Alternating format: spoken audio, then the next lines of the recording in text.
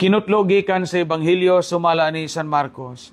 Unya mibalik si Jesus pagtabok sa lana ug didtoy may dakong panahon sa katawhan nga mialirong kaniya. Ug miabot ang usa ka pangulo sa sinagoga niadtong dapita nga gingalag Jairo. Sa pagkakita niya kang Jesus mihapa siya sa iyang tiilan, nagpakiluoy pag-ayo nga nag-ingon, ang akong gamayng anak nga babae na sakit ug naglisod na adtuain taon siya ug hikapa aron mamaayo. Ug mikuyog si Jesus kaniya. Daghan kaayo mga tao ang miuban kaniya ug tungod niini nagdasok sila libot kaniya. Dihay usa ka babae nga gitalinugan o nagantos niini sulod sa napulog duha ka tuig bisan pagitambalan na siya sa daghang mga doktor. Nahurot na lang ang iyang salapi apan wala gayon mo arang-arang ang iyang kahimtang. Migrabe na hinuon. Nakadungog siya mahitungod kang Jesus busa misuot-suot siya sa katawhan ngadto sa luyo ni Jesus. Kunya nakaingon siya sa iyang kaugalingon, kung mahikap ko bisan lamang ang iyang bisti, mamayo gayud ako. Busa iyang gihikap ang bisti ni Jesus ug mitang-on dayon ng iyang talinugo ug gibati niya ang naayo na siya. Diha gibati ni Jesus nga may gahom nga migula kaniya, busa milingi isa sa mga tao ug nangutana, kinsay mihikap sa akong bisti? Ang iyang mga tinunan mituwag na sayod ka na bitaw, nga mga tao nagpunsisok kanimo, busang nganong nangutana ka man kung kisay mihikap sa imong bisti. Apan nagpadayon si Jesus paglingi-lingi aron pagsusi kung kinsa gayod ang mihikap kaniya. Ang babae nga nasayod sa nahitabo kaniya, miduol nga nagkurog sa kahadlok ug mihapa sa tiilan ni Jesus ug misugilon sa nahitabo. Unya miingon si Jesus kaniya, anak, naayo ka gumikan sa imong pagtuo, pauli nga malinawon ug ayaw nakabalaka. Samtang nagsulti si Jesus niini, may mga sinugo nga miabot gikan sa balay ni Jairo miingon kaniya, patay ng imong anak, busa nganong imo pang samukon ang magtutudlo. Wala tagda ni Jesus ang ilang gisulti kaniya ug giingnan hinuon niya si Jairo, ayaw kahadlok salig lang. Una wala siya laing gitugutan pagkuyog kaniya gawas kang Pedro ug sa magsuon nga si Santiago ug si Juan. Pag-abot nila sa balay ni Jairo, nakita ni Jesus ang kaguliyang ug nabati niya ang kusog nga hinilakay ug pagminatay.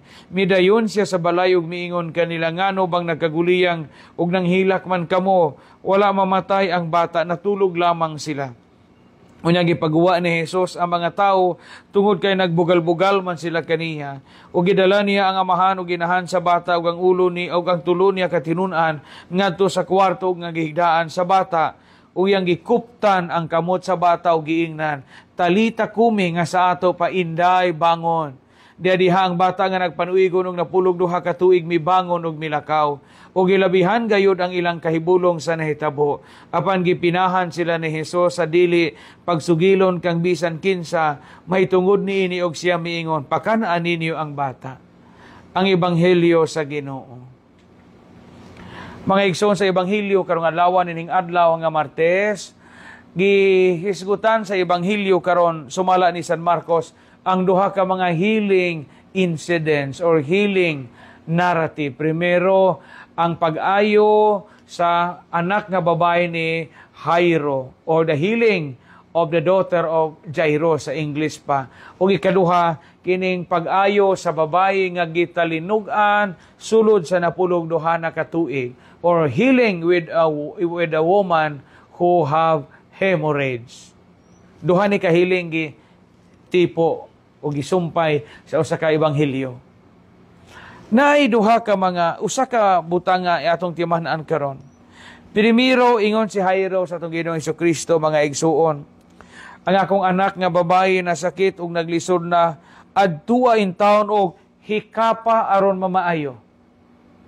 Touch her so that she may be cured. Hikapa. Ang babae pod, ikaduha, ingon pod ang babae, kung makahikap lang ko bisan sa sid-sid sa iyang bisti, mamaayo gayud ako. Busa iyang gihikap ang bisti ni Jesus ug mitang-on dayon ang iyang talinugo. Hikap, no? Ingon si Jairo nga ug mahimo hikapa akong anak aron maayo. Ingon po ni babae nga bleeding ug makahikap ko sa Ginoo bisti sa Ginoo maayo jud ko. Una sa katapusan, giingnan din gikuptan ni Jesus, gihikap ni Jesus, gigunitan ang bata, o ingon, inday, bangon. Kapangutan natin yung mga isong kay puro hikap, no? Touch. Healing touch. Kita mga Pilipino raba na ilhan nga culture of touch ta. Or na mga tao nga kita og touch personalities. Hikap. Kining hikap sa kaniang panahon is very powerful. Gato ang karaang mga tao nga inighikap na ay power nga mogawas gikan sa usa ka tawo nga with authority iyang ipabalhin nga to sa tao nga nanginahanglan sa iyang healing power. Mo bitaw nga mga tambalan, mga mananambaw, kabantay mo, hikapon jud nila ang part sa tong lawas nga dunay sakit. It is an ancient belief nga the moment ang usa ka mananambal o usa ka healer or usa ka doctor mohikap sa iyang gitambalan na ay curative effect ang iyang paghikap. Muning dinhi. Ingon si Jairo nga hikapa in tanong anak nga babae aron maayo. Ingon punibaji, makahikap lang ko sa sinina sa Ginoo sa iyang bistima at jud ko. Healing touch. Sa atong kinabuhi, we need the healing touch of people. We need the healing touch of God. We need the healing touch of our families and loved ones. Kabantay mo kanang naatay bati-bation unya nay magatiman nato unya ilatang hikapon, ilatang huwap-huwapan, ilatang nga masahira, masahian, mo gaan ang atong mga pagbati. Nga naman, psychologically, kining hikap, makadasig o makahatag o kusog nato. Kamu bitaw mga minyo, di ba? Usang pag-express inyong gugma, paigo ba din na mo yun, mag I love you? Dili.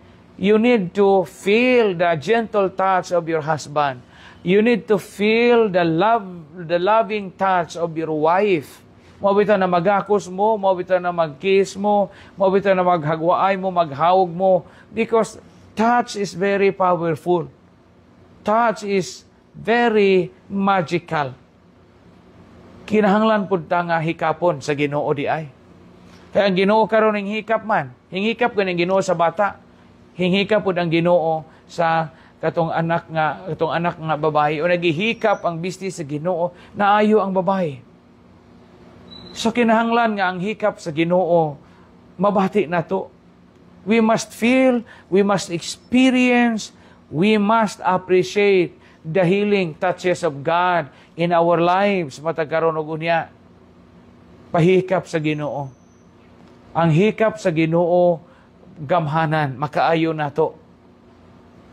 Apan dili kita makabati sa hikap sa Ginoo o wa kay pagtuo.